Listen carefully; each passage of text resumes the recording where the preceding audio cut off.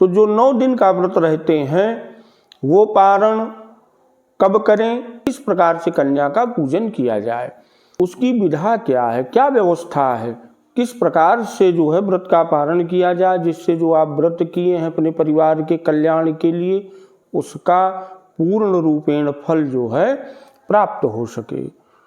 नवरात्रि ये भगवती 9 देवी की नवरात्रि है।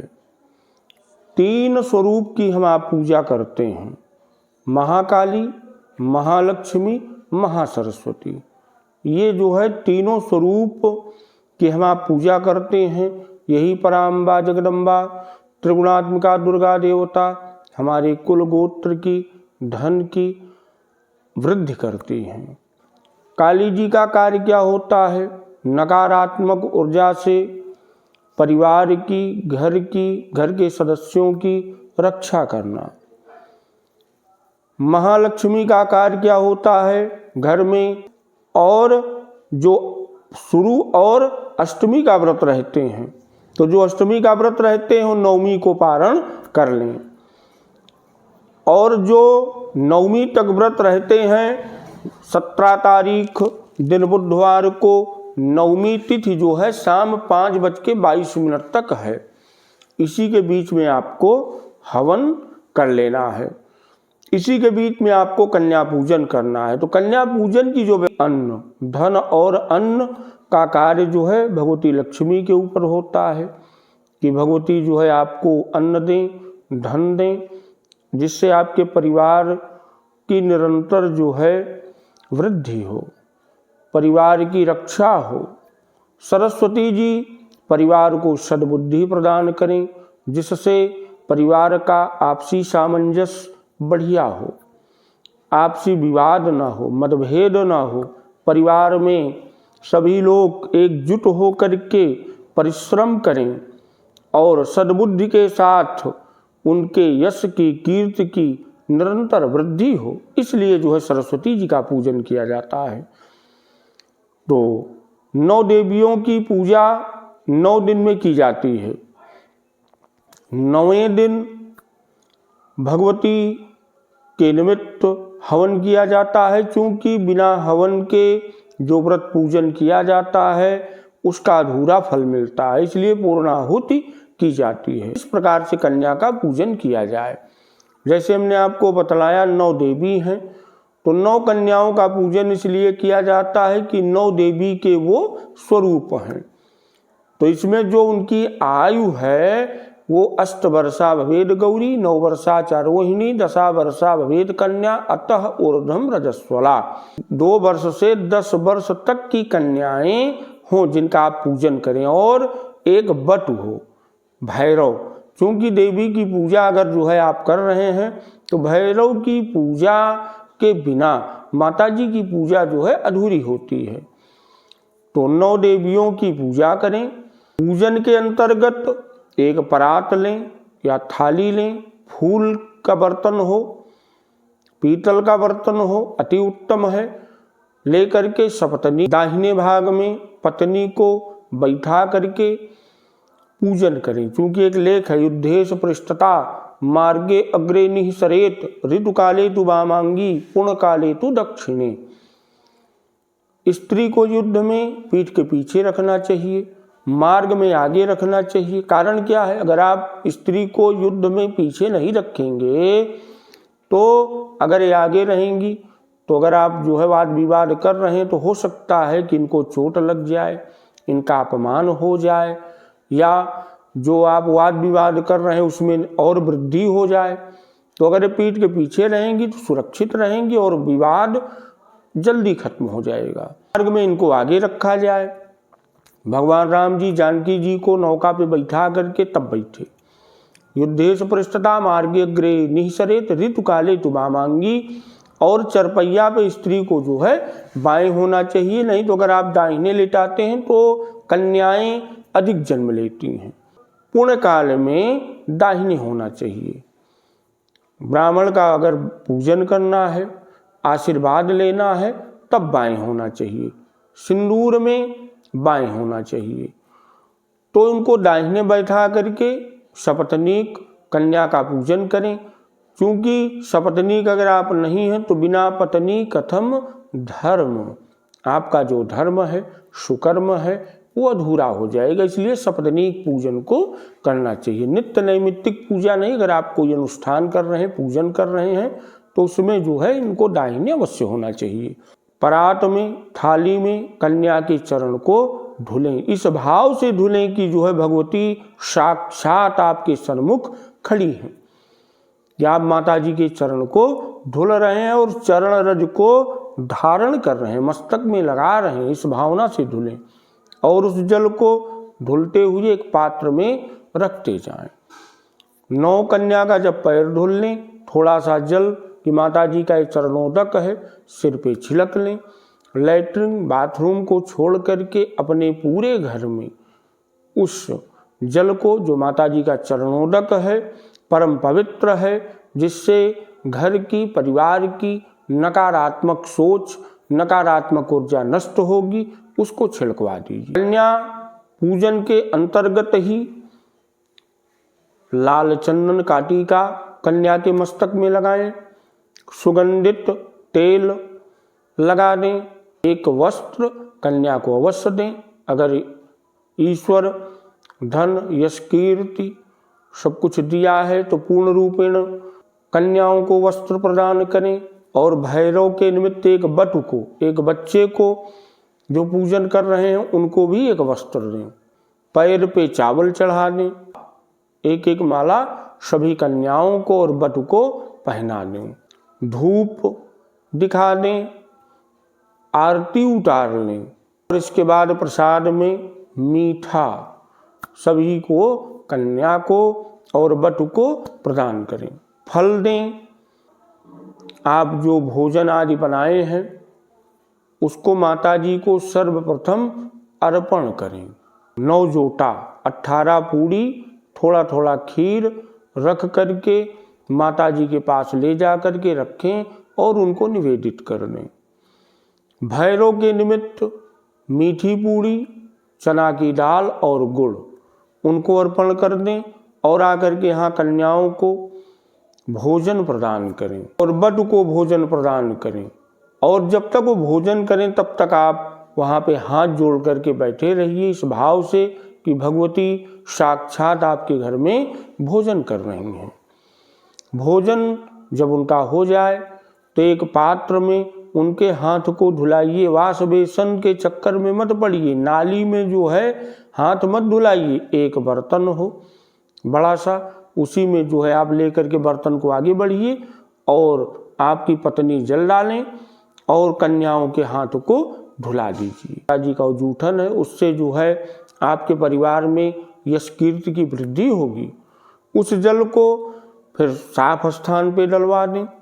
कन्या को, बटु को दक्षिणा, उपहार आदि प्रदान करें, जिससे वो प्रसन्न हो, प्रफुल्लित हो और आपको हृदय से आशीर्वाद प्रदान करें।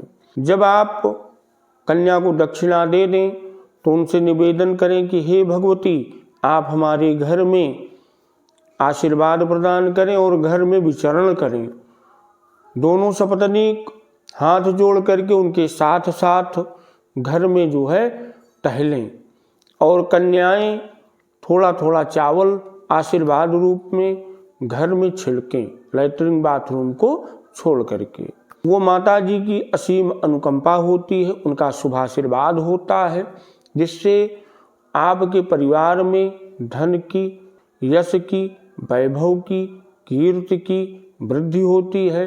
परिवार के सदस्य निरोगित होते हैं और ये जो व्रत है मानसिक शांति के लिए और परिवार में व्यक्तियों के दीर्घ आयुष्य के लिए, आपत्तियों की समाप्ति के लिए, विपत्तियों को नष्ट करने के लिए ही जो है इस व्रत को किया जाता है। तो आप भावना जो है परम पवित्र रखिए कि ये भगवती साक्षात जो है आशीर्वाद प्रदान कर रही है। इस प्रकार से कन्या का पूजन करना चाहिए। कन्या पूजन के पश्चात ब्राह्मण को भोजन कराएं। ब्राह्मण को वस्त्र, अगर वो हवन कराए हैं, पूजन कराए हैं तो वस्त्र प्रदान करें उपहार प्रदान करें, दक्षिणा प्रदान करें और उनसे भी आशीर्वाद की कामना करें। तो कन्या, बटु, ब्राह्मण भोजन आपका हो गया। अन्न ग्रहण करना है तो किस विधा से आप जो है भोजन को ग्रहण करें। 17 तारीख दिन बुधवार को शाम 5:22 तक नवमी तिथि है। इसके बाद 10वीं तिथि प्रारंभ हो जाएगी। जब 10वीं तिथि लग जाती है तो उसी में जो है पारण को किया जाता है। जो कलश में जौ उगा है, जो आप बोए हैं कलश के नीचे जो उगा है, उसको ऊपर से तोड़ लें, दोनों हाथ में ले लें कि हे भगवती, जैसे ये जौ हरा भरा है ऐसे ही हमारा परिवार सदैव आपके आशीर्वाद से हरा भरा रहे, और जैसे जौ की वृद्धि हुई 9 दिन में जौ इतना बड़ा हो गया, ऐसे ही हमारे परिवार की, गोत्र की, कुल की निरंतर वृद्धि हो।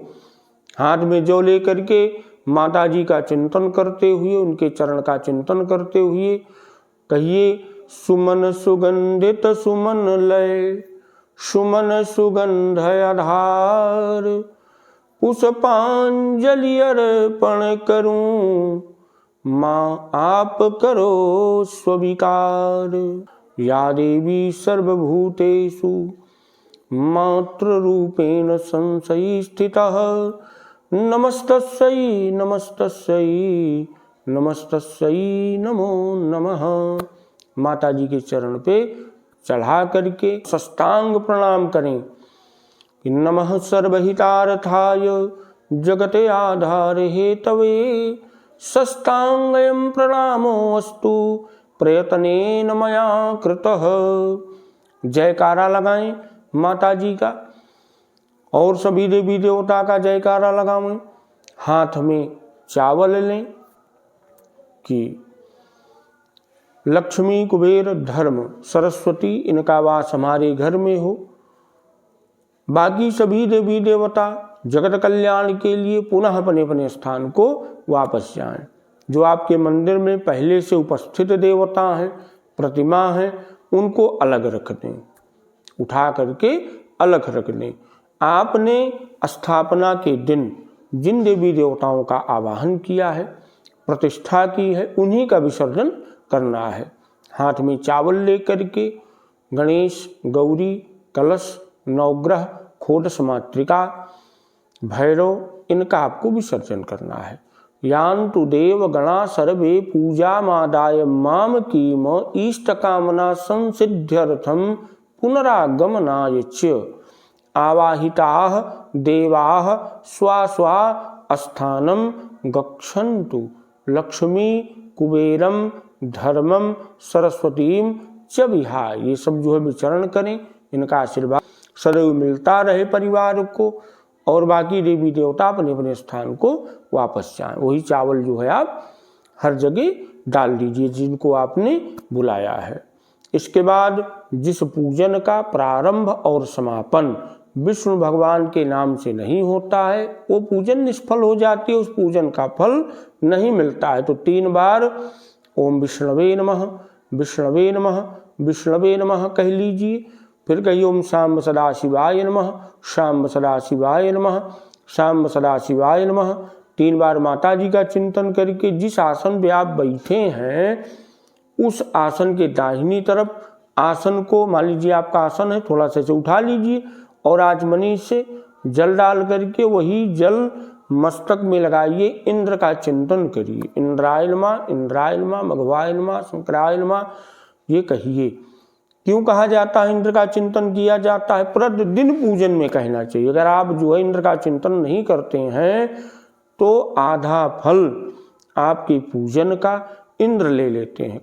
कि अगर कोई जो है धर्म को संचित किया, तपस्या किया, तो सबसे पहले उसको क्या चाहिए? इंद्रासन ही चाहिए। जैसे पहले जो है राक्षसादि तपस्या करते और जब विशेष वरदान पा जाते तो इंद्र के ऊपर आक्रमण करते और इंद्र को पराजित करते। इंद्र बार बार जो है सिंहासन को खो देते। बाली से कोई जब लड़ने के लिए जाता था तो आधा बल उसका जो है बाली के पास चला जाता था। जब आधा बलि जो है बाली के पास चला गया तो आधे में आप जो है कहाँ जीत पाएंगे, क्योंकि उसके पास पूर्वोत बल है।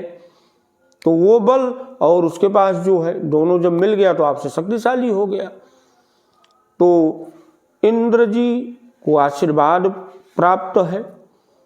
जो भी हम आप पूजन अर्चन करते हैं, अगर इंद्र का चिंतन नहीं करते हैं तो जो हमारा शुभ कर्म है, पुण्य है, जब आपके शुभ खाते में जाता है तो जो आधा पुण्य है वो इंद्र ले लेते हैं। जब इंद्र ले लिए आपका आधा पुण्य तो आपसे बलिष्ठ हो गए। अगर आप इंद्र का चिंतन कर लेते हैं तो इंद्र को लगता है कि हमारे अनन्य भक्त हैं, ये हमारा विरोध नहीं करेंगे, हमारे सिंहासन को कोई खतरा नहीं है।